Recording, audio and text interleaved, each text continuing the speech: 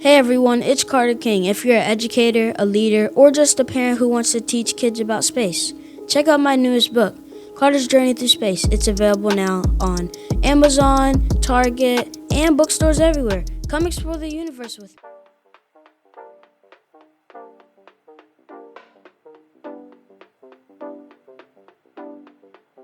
Welcome to another episode of the Contagious Culture Podcast. I'm your host, Kyle King, and the goal of this podcast is simple: to help you create environments where people thrive. Through real conversations, practical strategies, and powerful stories, we equip leaders, educators, and change makers just like yourself to build cultures rooted in purpose, performance, and authenticity. Because culture isn't something you talk about, it's something you live. This is the Contagious Culture Podcast. Let's get started. Welcome back to another episode of the Contagious Culture Podcast. I'm your host, Kyle King, and the goal of this podcast is simple: to help you create ecosystems and environments where people thrive. Today's guest is, oh my God, just full of life, full of energy, and just makes me feel like I could just take on the world every time we talk. Today's guest is my friend Erin. She is the chief curator of an amazing organization that is growing organizations from ground up, from operational infrastructure. Yeah. And one of the things that we realize is that organizations, especially our nonprofit leaders that listen in, you can't scale if you're not optimized for growth. So her work is centered around helping leaders reduce friction, cut through clutter, and build only what truly scales. With a background spanning fundraising, customer experience, operation strategy, and AI-enabled workflows. We'll definitely talk about that. Erin brings a sharp and deeply practical perspective to what it means to grow well. And she's just an amazing human being. Erin, how are you? Hi, I'm so happy to be here. Thank you for having me. Likewise. Look, I am just full of life today. What is giving you all of the energy and what's keeping you excited these days? Give me all the energy. Watching people navigate this very strange time in history with hope, like finding those glimmers or those little elements of hope that they can bring to their day or the people around them. I have a friend who likes to walk around her neighborhood and chalk write things like quotes and happy things. We call it positive graffiti. And I love her because every time I hang out with her, I'm like, oh yeah, we can do a glimmer. A glimmer here sounds good. Yes. Doesn't mean we're ignoring what's happening, but I love seeing people like do the little thing that makes them happy. I love that. And, it's going to get us right into our conversation because for me, there's a system that I have. I wake up, I pray, I just take time to not look directly at my phone or my emails. I go on a walk, I get some water, I just take time for me. And when I started integrating this system in my own personal life, it's really been able to evolve how I operate within the business as well. Mm-hmm. But you're like the systems queen. Why is having systems, not just personally, but also professionally within our organizations so important? I think for two reasons. First, they create predictability in your environment. So I have kids. When my kid was a toddler, someone told me like that structure is really important. He's 15 now, so structure's its own thing. I think he's still asleep. They have off school today. But it's this idea of giving people a safe container. So when you have systems and you have processes, people know what to expect. They know what's expected of them, and they know how they fit. So I think that's one of them. I also think joy is an economic metric. And I started saying this a while ago, because if you can show up with joy in your work, meaning you have the things that support what you're doing, you have the right tools, you have the right understanding of what everyone's working on, how we all work together, you can actually show up to work and not feel drained as a human being. You can go home at the end of the day and have dinner with your family and not be checking Teams or Slack or whatever all day because you're petrified something went wrong. So I think they provide that psychological safety that people need to do well, and especially in the work that we do in nonprofits. Do you believe the idea that there's no such thing as an emergency in business, that you just don't have enough systems? I think it depends on what you're doing. So if you're the Red Cross, right, and you're like reacting, then they got an emergency. Do I think in our day-to-day work as nonprofit leaders, no, there's never an emergency. We create emergencies. Our board members create emergencies for us. Our teams create emergencies when they can't find what they need, or they're panicking, or they waited too long. I remember an org I was working with, and their annual fund was constantly behind. And I couldn't figure out why. The woman running it was so smart. She was great. She was really creative. It turns out she wasn't accounting for the review time that this organization needed because they were wordsmithers. So you kind of had to she had to lean into like, hey, I've got to give time. It doesn't matter that I think this is the deadline. It matters that this person's traveling. And so we gotta solve that part of the problem. So I think systems help decrease emergencies. They also help us like know what's coming. Like if you can look at a project management board and see, hey, next week I gave myself a 16-hour day, then you can get ahead of those problems. Exactly. You know, it's interesting because when I think about systems, when I think about emergencies and all of these different things, I think that we have never really defined what systems are, right? And systems aren't just CRM, and systems aren't just SOPs. Like systems are literally in everything. Could you give your own definition of how you would define what a system is and why it's so important? And then maybe some systems that you've created or adopted or even communicated to clients that are so important. So systems are the structure around which you work. So if I were to give it one definition, it is the components that make up your ability to do your work. So if that's a technical system, an operating system, a CRM, a project management system, a accounting system, any of those things, those are tech tools. The other part of a system is the people who use them. So human at the center, how do we sit in what we're doing? Does it make sense to us? And then how are we documenting and continuing to work through change? So I've done everything from that CRM side, implementing all the way through to sort of looking holistically at an organization's revenue streams and saying, where are we tracking that? Is it making sense? So I was working at a school back in the day and we had a capital campaign. And I'd started as a major gift officer because I thought that's what you did. You know, you leveled up, you went and became the order. And I was running their numbers for their campaign, and I'd just gotten shoved inside of Razor's Edge. I had to go to South Carolina in the days where we did Razor's Edge training in person. And went into South Carolina, did this training, came back, and I was trying to figure out how to report on the campaign goals to the board. And if anyone's ever had the week before your board meeting be evil, this is a really good example. They had a set of gifts that they had earmarked for this campaign that weren't tagged in Razor's Edge. And every time we ran a board report, we had to remember to add $1.812 million every time. And so I was like, wait a second, let's just make a dummy gift for this thing. So it actually shows up in our campaign report because it caused havoc. We would look at the numbers, they would be wrong. And it's an example of a system that was broken because we had a Razor's Edge. We had a campaign plan. We had a campaign committee. All the things existed, but we didn't have the little things that were driving us crazy. So it's like the things that get rid of the niggles, right? Like the things that get rid of, this is where your shoes go and this is where your coat goes. My teenagers don't like this, but like, this is where you get lunch. This is where we find the things. So they become the practical tools for you to walk through the world. And they should feel seamless, like habits, you know, it shouldn't feel really hard to work with. I really love that you brought in the personal example of essentially in your household, you know, as the father of a 2-year-old and a 10-year-old, we definitely need systems around here. And, you know, my son, we're still working on his systems. Oh, my goodness, because I feel like every day we're trying to teach literally the same exact systems. One day he puts lotion on when he gets out the shower. One day I feel like he's just sitting in the bathroom with the shower running. And it's like, we have to create the same habits over a period of time so that in the morning when we got to get to school, it cuts down our time so that we can be more efficient and effective.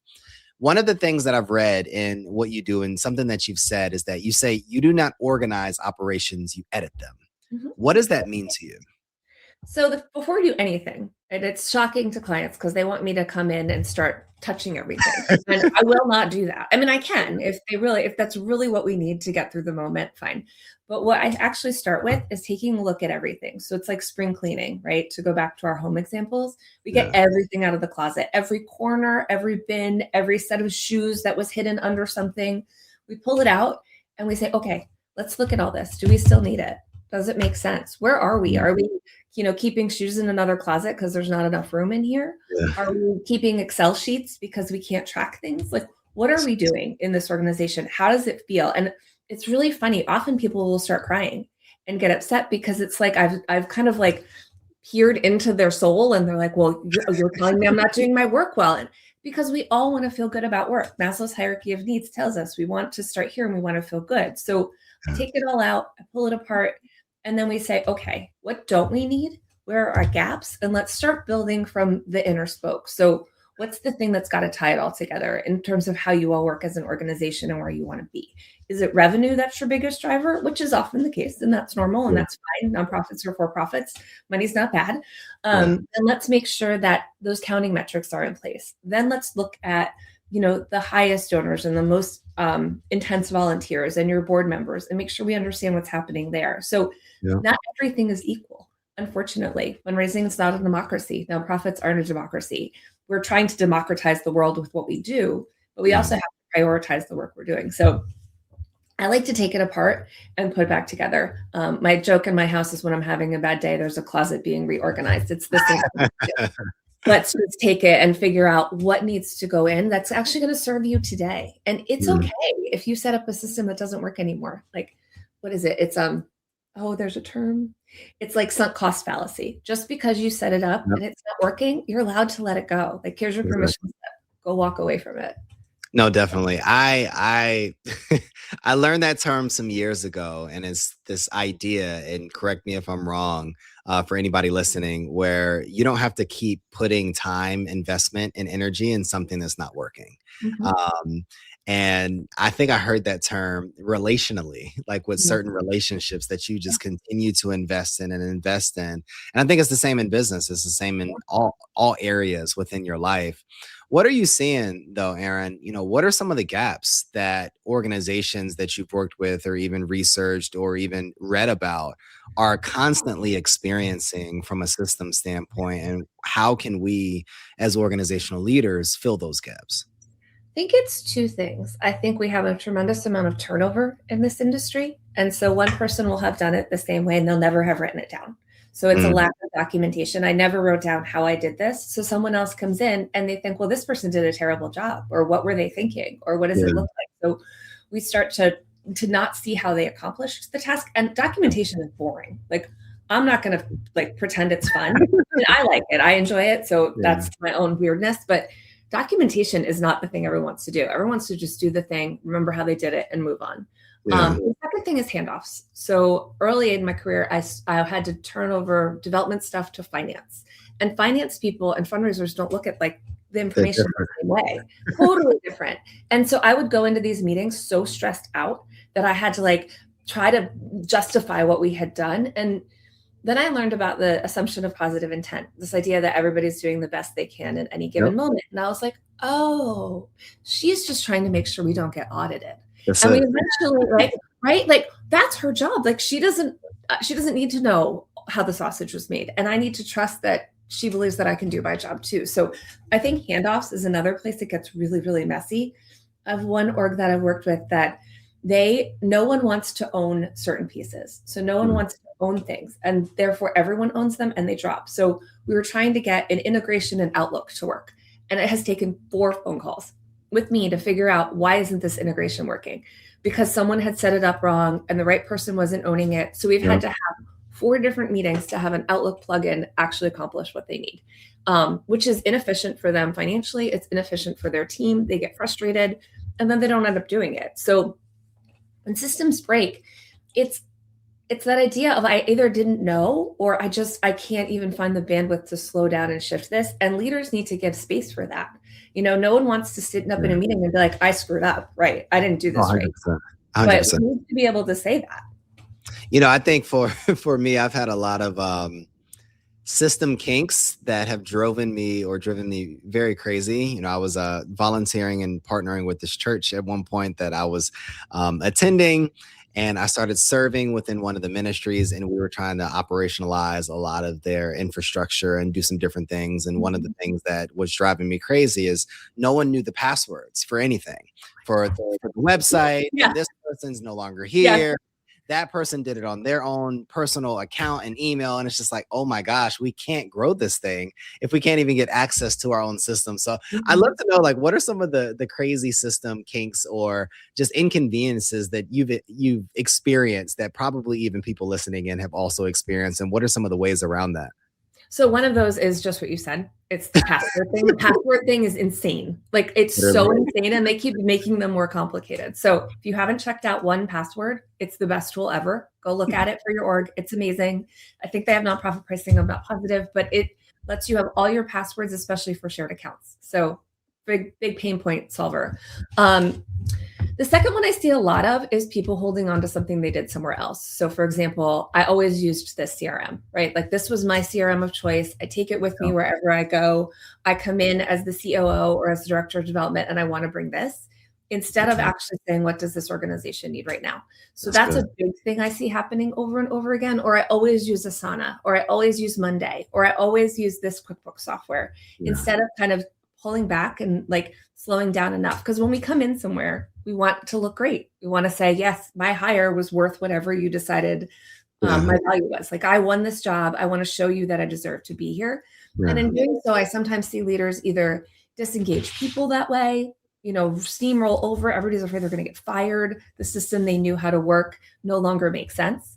And we end up holding on to these tools as if they're part of who we are as a person. They're not part of who we are as a person. That's not the value you're bringing. The value you're bringing is your brain. The other one I see a lot of is people who don't trust that everybody's trying to do the same thing and march in the same direction. So that's another place leaders come in. Like, it's not just, what does our mission statement say? It's like, what strategically are we trying to do? And like, let's have an honest conversation about that language, whether it's, these are the do's and don'ts. Like, I had a CEO, you did not walk into her office without a notepad and a pen, ever. That's good. Right? And so just say to your team, don't walk into my office without a notepad and a pen, please. Like, let them know, this are my preferences. They want to know what's going on. They want to know what you expect. I expect timesheets done every Friday. You've never told anyone that. So someone thinks they can do it Monday morning. Like, let's give people the respect and the honor of saying, this is how I like to work. And if we can't find a solution, then let's put it out there. I call it the airing of the grievances, like Seinfeld. So we'll go and we'll put out like, hey, these are the things that are wrong right now. This is stuff that's not working. And let's figure out collectively what's the most important thing to solve first. Take me through your brain, Erin. You walk into an organization, let's say a grassroots organization, 500,000 or under. Board isn't as engaged as they should be. They're having some challenges converting donors. They have some systems issues. Walk me through your brain. Where you start? How do you bring people together, et cetera, et cetera? So usually I start with talking to each person. So I like to sit down and have individual conversations. Like, we'll intro the project, we'll sit down, we'll do the welcome. This is what we're going to do this week, or this time frame, or in this project, if it's remote or in person or whatever. And then I meet with each person and each team and understand, hey, what's going on? Like, what's working for you? What do you think your goals are? Depending on what Vivio was hired to do. If we're hired to set up your CRM, that's one thing. If we're hired to look at something else, that's another thing.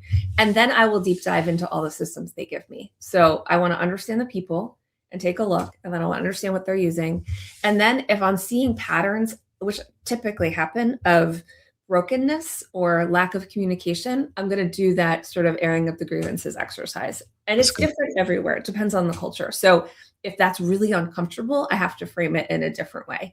If it's a culture that's comfortable talking about conflict, then that's a different conversation. If there's really big personalities, we have to figure out how to walk through that.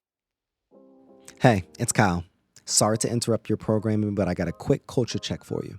How's your team's energy right now? I mean, literally, right now. Are people feeling inspired? Or are they just showing up? See, here's the truth. Culture doesn't change because we talk about it. It changes because we live it actively every single day. And that's what I help organizations do. Build contagious cultures that people actually want to be a part of. Through keynote talks, interactive trainings, and hands-on consulting, I help leaders transform the way their teams connect, perform, and grow. So if your culture needs a little bit of spark, let's light it up together. Visit theculturelab.org, again, theculturelab.org, or connect with me directly on LinkedIn at Kyle S. King to learn more about how we can work together. Because remember, your culture is contagious. Make it worth catching. Now let's get back to the program. And I'll often tell the executive sponsor or the CEO, hey, this is what I'm seeing. I'm not going to tell you about individual people yet. We're not going to break it down to that level. We're going to take a look at what's happening. And then let's map out a solution together. So I think that buy-in is really important. To your point of the church you were volunteering at, like, you were part of that community. That was something you were like engaged in. So you cared enough to be there. Let's figure out like what that piece looks like too, and how to connect the people who really care with what we're doing and get marching into the same direction. And I also am a big believer with boards and speaking with one voice. So I don't know if you've heard that term. I'm sure you have. But you go into a meeting, and I'm seeing this with the board I'm working with, and I'm watching it happen, and it's making me bananas because like they're all saying one thing in the board meeting, agreeing, and then they're getting out of the board meeting and they're all like, and it's wreaking havoc on the team. So the staff can't do their jobs because they're not hearing the same things from the same board members. Oh, no, I agree. When I worked in education, it used to drive me crazy. As a former board member myself, one of the rules that we then implemented was when we go to a school or when we meet with a teacher, it has to at least be 2 to 3 board members together. So that what would happen is that they would want to meet individually with a board member, and then that person would, become emotional and all of these different things connect and drive change differently, rather than us being a united front, having a united voice and united messaging is super important. One of the things that you mentioned earlier that I get a lot of questions about, especially within systems from nonprofit leaders, is how do I know? Like, how do I know Asana versus Monday? Or how do I know Active Campaign versus Keep by Infusionsoft? Or like all of these platforms out there, and yes, it's important for how, what I best need for my organization and all of these different things. But what rubric or way do I even assess? How do I know the questions to ask, the pricing to choose, the things that I even need within my organization so that I can, in fact, feel confident in choosing the right tool? So I think it's a couple of things. First, you're never going to know until you're in it.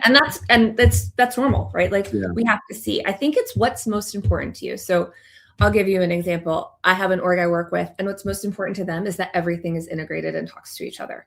So if that's the case, like that's the biggest friction point they have. They only want to enter stuff once. Then what system do I pick that has the most integrations that will do that for me? Because what is it? You can have it be cheap, good, or like there's 3 different criteria, right? So if your best important thing is budget, then let's look at a budget software, but that's going to take time. That means that your team's going to have to work around stuff. It means you're going to have to run through, manual integrations or Zaps, which I hate Zap links. Sorry, Zapier, not my jam. No, I agree. I'm sure you're great, but no. I need native integrations. And not everybody cares about that. Some people are okay with the manual review. If you need several departments to talk to each other, then you need a platform that has your financial software and your fundraising software and your volunteer software all in one. So I think it's drilling down into what's most important to that organization at that moment in time, figuring out the budget accordingly. And then, this is a great place to use AI. This is what we're trying to do. Like, you are a systems expert. This is what we're trying to accomplish as an organization. Here are my choices. These are my criteria. Build me a spreadsheet. And you can get that simple, even with the free versions or the nonprofit versions of Claude and others, that will help you kind of think that through and ask those right questions. And I've built some tools that have done that. And, I've tried and failed. So you also have to be willing to test a product and say, okay, this isn't the right one for me. Like, this isn't working. Like, I've done all of the AIs and landed on the one that made me the most happy. And then I've built out multiple skills and said, that's not the right skill. That's not working for me. So it's okay to try and fail. Yeah. Let's talk AI. I love that you brought that up. And I know that there's one of the terms that we used to say, especially as a former teacher, is that we use these tools as a resource, not a replacement. Yes. And there's a lot of tools out there, and there's new tools coming every single day. And like you said, we will never know all of the tools out there, nor will we ever use all of the tools out there. How are you using AI strategically and effectively within your work, where you're still having that human component to be able to drive efficiency? So the biggest hole I have is reflecting, right? Like I'm busy, I'm working with clients, I'm having great conversations, I'm going to stuff, it's awesome. And then I get to Friday and I basically want to like fall over and lie down on the floor. And so I built what I'm calling my Friday 4 out. I just finished it a couple weeks ago, and it goes through my 4 most important things. Did I capture everything I said I would do on calls? So it goes through my transcripts and it says, did you get everything you were supposed to do? Does this have a task in your project management system? Does it make sense? That's one. Second, it goes through my funnel and my pipeline, and it says, who are your potential clients that you're going to have a wonderful opportunity to work with? And do they meet your criteria? Are they the right people for you? And are you the right person for them? And I named that after my favorite client. And I went through and I put everything about working with her in. Same thing. You can do the same thing for prospects. Yeah. Who are our best board members? Who are our best, staff? Like, what is happening with our best donors? What are the patterns there? And how do I find more of those? And it actually gives me a score. And then it goes through strategically, did I do what I promised I would do in my business plan, in my attack plan? Like, have I accomplished those things looking at project management? And then it gives me a final report that goes through all of those things. And it says, these are your priorities for this week. This is what you did or didn't do. This is, some recommended things you can think about. And here's where I see gaps in the week ahead. So it's been so helpful because it's taken what used to take me, if I really did it, which I wasn't doing, which is why I was so tired, like 4 or 5 hours. And it's like an hour-long process. And I just walk through it and I go into next week. I'm like, okay, I can breathe. Or you know what? I do need to do some stuff on Sunday because I have to prep for this weekend. That's okay. But it's taking away the chaos. And I think that's what you need to identify, just like a system. Like, where is your biggest pain point every Friday? Is it that you don't feel like you finished all your emails? Then let's look at an email tool for you that uses AI. But I will never let AI just do things for me. I'm not comfortable with that. Some people are. I have friends who they write all their emails. Great. That's their comfort level. Yeah. I want to have it like combine stuff for me, like an executive assistant, and give me back what I need to see. So, and I keep training it to do different things, but that's another like cause and effect. And I use Claude. That's my favorite tool. There's different tools for different purposes. I totally get it, but that's the one I've sort of leaned into. And I found that their trainings are actually really good and they're free. So they just launched a whole set of AI trainings that explain how their platform work. So if you're hesitant, start there because they actually give you some prompts to work from. They give you some things to do, totally free. Plus you get a LinkedIn badge, which is kind of fun. That says I completed this. And it will let you understand how they built what they built. And it's going to continue to change. And so staying on top of it's important, but we're leaning a lot into governance right now around AI. We're all wanting policies and we can use it this way without thinking about who are the people in our organizations. And is our governance going to get so big that people start just doing it on their own and lying, or like using their own AI because they don't want to use our corporate account because they feel like they're going to make a mistake. No one wants to make a mistake. So I think it's that, exploration over governance, actually leaning in. If you're not following Dan Kershaw on Substack, he's free. He's a CEO out of Canada. He's amazing. And what he talks about is really the AI experience in his organization right now and how he's using it. And it's really smart. So he's awesome. Erin, you've worked with a lot of companies. You've been doing this work a long time. And I really value your perspective as well as your opinions on this idea of systems. And I believe that systems are important for your organization to be sustainable. And if you don't have systems, it'd be really hard for you to scale.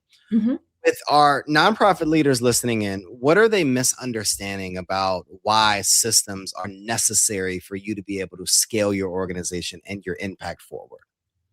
Because I think most people who end up in leadership aren't. So systems people tend to be background people. They tend to be sort of introverts. They tend to be, and I'm, unbeknownst to me, I am an introvert. I had to kind of figure that out over time. Like I need quiet. I like to do my thing and like put my head down.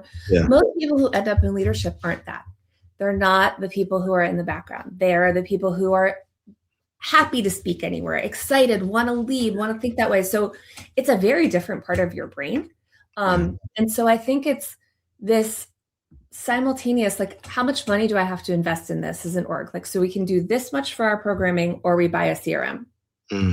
What feels better for the mission? It's a lot easier to get that programming thing funded. There's not a lot of grants for, I want to build a CRM. They're there, they're growing, but scalability grants are not necessarily a thing. And And I don't think they notice what it's costing them. So I worked with an organization who was hand entering their checks. So the checks would come in the mail, they'd hand enter them into their CRM. And with the IRS rules, right, you have to, one person gets the checks, one person opens the checks, one person deposits the checks. All of those things were happening. And I was like, have y'all ever heard of a Dropbox? And they were like, what is that?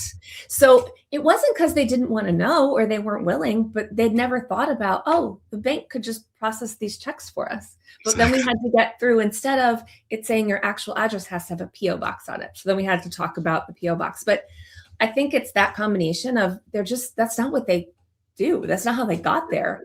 And no one ever asked. And like, this feels weird. Like, where did the checks go? I don't get to see them. I don't have my hands on them. It feels uncomfortable. It saves the organization 25 hours a week. That's a half-time person that could be working on other things. Exactly. So what's the cost benefit to actually investing and taking that step back? Like, where does that compound over time? How much do you, for a week, take your folks who are doing that on the ground stuff, put it in a spreadsheet. What are you working on all week? And not to track them, but to say, hey, where are we super inefficient? Yeah. And how could we use that time differently, or use it for creativity, or use it for thinking? Or are we okay with the fact that it costs us 25 hours a week? If you are, that's fine. Yeah. But I think there are better ways to use our brains than typing checks into Razor's Edge. No, definitely. Definitely. Erin, you're amazing. I appreciate you. What do you want leaders listening in to know? You've given so much value. You've given a blueprint on why systems are so important and how we scale, and the level of efficiency that we're able to create within our organizations once we have them and embody them. What do you still want organizational leaders to learn, to know about you, about your practice, and about this work? So let's start with the work and what's important to them. I think it's taking a deep breath and saying, hey, is this really working? Like, am I seeing friction points? Am I seeing questions asked over and over and over and over again? Am I having employees leave because they're just frustrated? When we bring someone in, does it take them 6 months to onboard? What are those things happening? So taking that step back. Second, this is really hard work. What we're doing in nonprofits and making the world better, because that's what we do. Yeah. It's not easy, and it's exhausting, and you're allowed to be tired. And so how can you use things like systems or habits to help you think differently about the work that you're doing? In terms of me, I'd say what I'd love for people to take away is, I'm like the Marie Kondo of operations. Let's get in. Let's make it better for you. Let's spark joy. I underlie everything with positive psychology, meaning how do we grow in what we think? And how does this help you get to the next level as a leader, as an organization? I love the work we do in this sector. It's so important. And if we could make it less complicated and less difficult for people to actually manage, that would be, my greatest joy, because I want all of us to eventually not be needed, because we've raised so much money and the world is so much better that, we don't have to worry about people being hungry. We don't have to worry about people not being educated. We actually have a chance to leave the world better. And I think scalability and systems isn't about making life harder or more complicated or more cumbersome. It's about making the work we do focused on the things that matter, which are our constituents, our donors, our process, our mission, whatever that might be.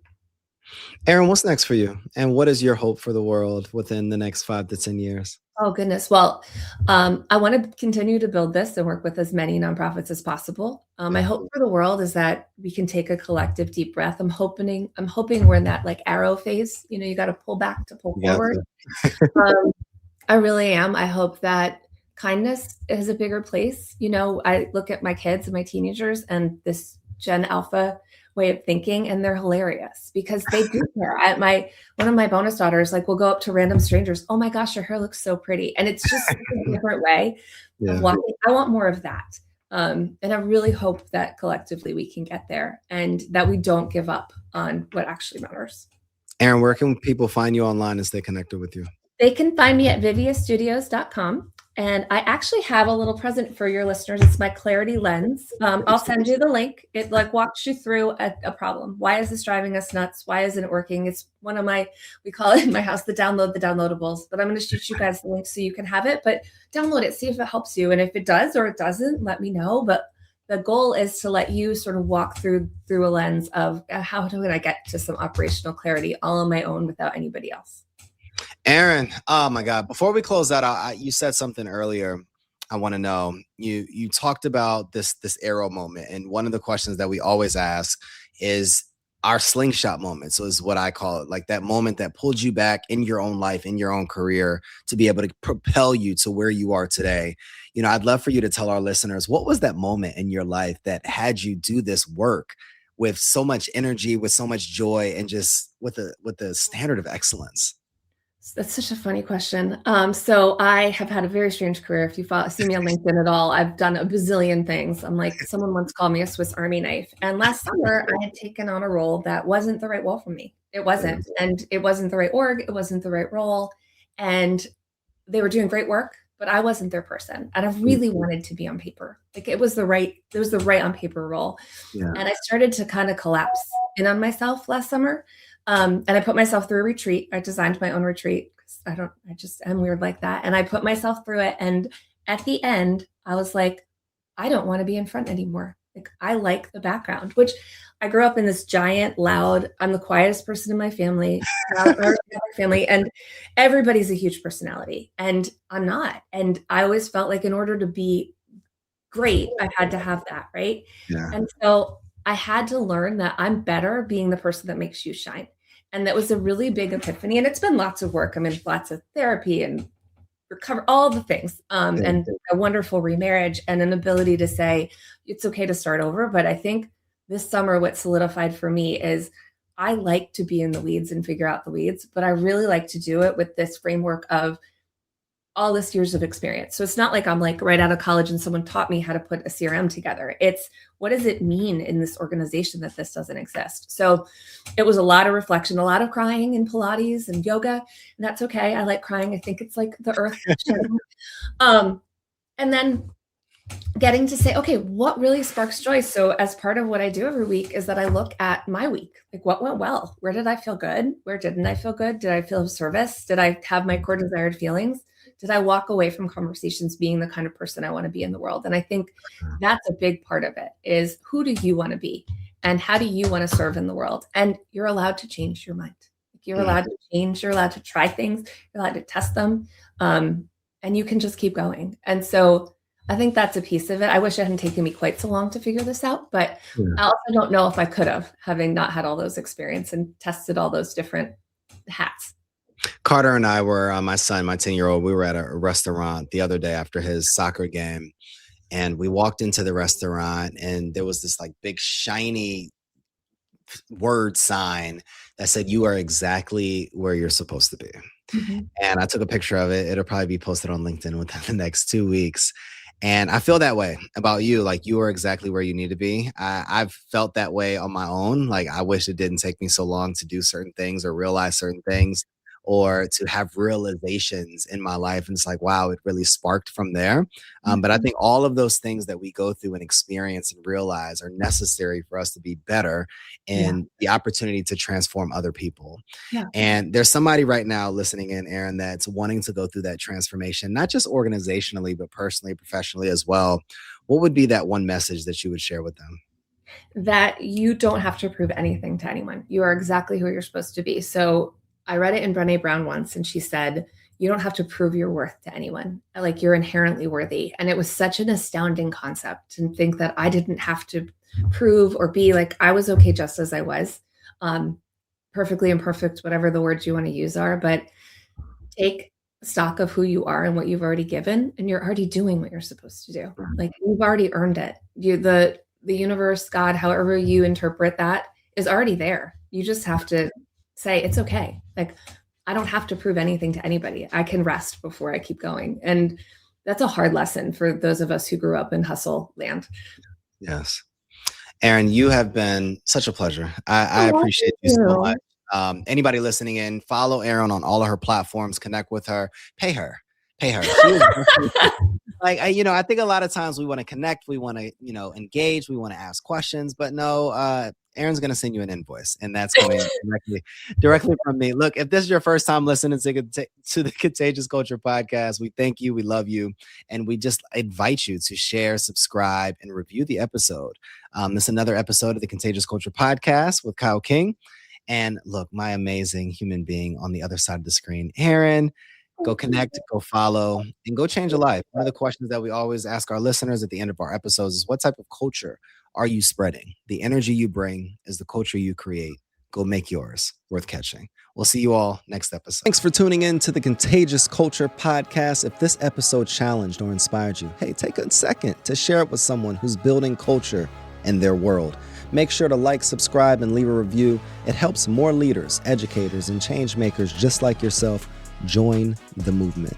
You can connect with me on LinkedIn or YouTube at Kyle S. King for more tips, tools, and methodologies to be able to help you create this ecosystem of absolute excellence. Until next time, lead boldly, live intentionally, and remember, your culture is contagious. Make it worth catching.